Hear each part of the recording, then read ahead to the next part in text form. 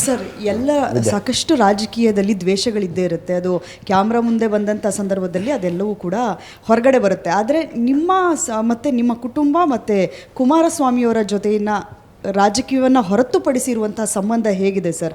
ನಾರ್ಮಲ್ಲಾಗಿ ಕ್ಯಾಮ್ರಾ ಮುಂದೆ ಇರಬಹುದು ಅಥವಾ ಅಧಿವೇಶನದಲ್ಲಿ ಮಾತನಾಡುವಂಥದ್ದು ನಾವು ನೋಡಿದ್ದೀವಿ. ಅದರಿಂದ ಹೊರಗಡೆ ಬಂದಂಥ ಸಂದರ್ಭದಲ್ಲಿ ತುಂಬ ಚೆನ್ನಾಗಿರ್ತಾರೆ. ಆದರೆ ನೀವು ಮತ್ತು ಕುಮಾರಸ್ವಾಮಿಯವರು ಎಲ್ಲೂ ಕೂಡ ಒಳ್ಳೆಯ ಸಂಬಂಧವನ್ನು ಇಟ್ಕೊಂಡಿಲ್ಲ ಅನ್ನುವಂಥ ಚರ್ಚೆಗಳಾಗ್ತಾ ಇದೆ. ನೀವೇನು ಹೇಳ್ತೀರಾ ಇದಕ್ಕೆ?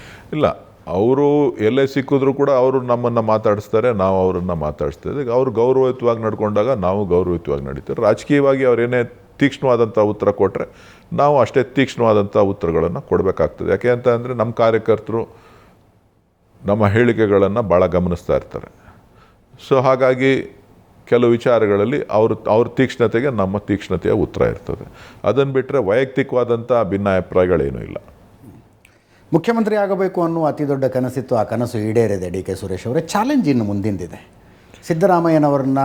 ಸಿದ್ದರಾಮಯ್ಯನವರು ಕೆಳಗಿಳಿದ ನಂತರ ಡಿ ಕೆ ಶಿವಕುಮಾರ್ ಅವರು ಮುಖ್ಯಮಂತ್ರಿ ಆಗಿದ್ದದ್ದು. ಸಿದ್ದರಾಮಯ್ಯನವರು ಅಹಿಂದ ನಾಯಕ ಅನ್ನಿಸಿಕೊಂಡವರು, ಮಾಸ್ ಲೀಡರ್ ಅನ್ನಿಸಿಕೊಂಡವರು.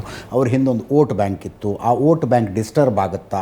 ಆಗದೇ ಇರೋ ಹಾಗೆ ಏನು ಮಾಡಬೇಕು? ಡಿ ಕೆ ಶಿವಕುಮಾರ್ ಅವರು ಹೊಸ ವೋಟ್ ಬ್ಯಾಂಕನ್ನು ಯಾವುದನ್ನು ತಗೊಂಡು ಬರ್ತಾರೆ ಕಾಂಗ್ರೆಸ್ಸಿಗೆ? ಒಕ್ಕಲಿಗ ವೋಟ್ ಬ್ಯಾಂಕ್ ಬರುತ್ತೆ ಅನ್ನೋದಾದರೆ ಅದು ಹಳೆ ಮೈಸೂರಿಗೆ ಸೀಮಿತವಾಗಿರುವಂಥ ವೋಟ್ ಬ್ಯಾಂಕು. ಮೈನಸ್ ಎಷ್ಟಾಗುತ್ತೆ, ಪ್ಲಸ್ ಎಷ್ಟಾಗುತ್ತೆ? ಆ ಲೆಕ್ಕಾಚಾರಗಳ ಬಗ್ಗೆ ಮಾತಾಡೋದಾದರೆ ಈಗೆಲ್ಲ ಅದರ ಲೆಕ್ಕಾಚಾರಗಳು ಅನವಶ್ಯಕ. ಇನ್ನು ಚುನಾವಣೆ 1.5-2 ವರ್ಷ ಇದೆ. ಸೊ ಏನೇ ಇದ್ದರೂ ಸವಾಲುಗಳಂತೂ ಇದ್ದೇ ಇದೆ. ಈ ರಾಜ್ಯವನ್ನು ಅಭಿವೃದ್ಧಿಪಡಿಸಬೇಕಾದಂಥ ಜವಾಬ್ದಾರಿ ಮಾನ್ಯ ಮುಖ್ಯಮಂತ್ರಿಗಳ ಮೇಲಿದೆ. ನಾನು ಆಗಲೇ ಹೇಳಿದ್ದೇನೆ, ಅವರ ನಡೆ, ನುಡಿ, ಹಾವ, ಭಾವ ಎಲ್ಲವೂ ಕೂಡ ಮುಖ್ಯ ಆಗ್ತದೆ.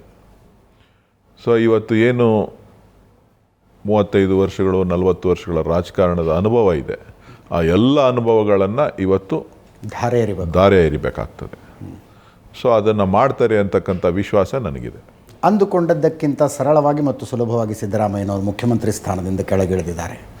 ಅವರು ಸುಮ್ಮನೆ ಇರ್ತಾರೆ ಅಂತ ನಿರೀಕ್ಷೆಯ? ಇಲ್ಲ, ಅವರೇ ನಮ್ಮ ನಾಯಕರು.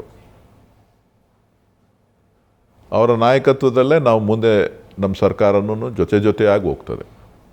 ಚುನಾವಣೆಯೂ ಕೂಡ ಅವರ ನಾಯಕತ್ವದಲ್ಲಿ, ಅವರ ಮಾರ್ಗದರ್ಶನದಲ್ಲೇ ನಾವು ಮಾಡ್ತೇವೆ. ಅದ್ರ ಬಗ್ಗೆ ಯಾವುದೇ ಅನುಮಾನಗಳಿಲ್ಲ.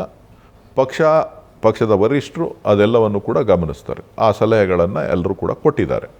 ಅದಕ್ಕೆ ನಾವು ಬದ್ಧರಾಗಿದ್ದೇವೆ.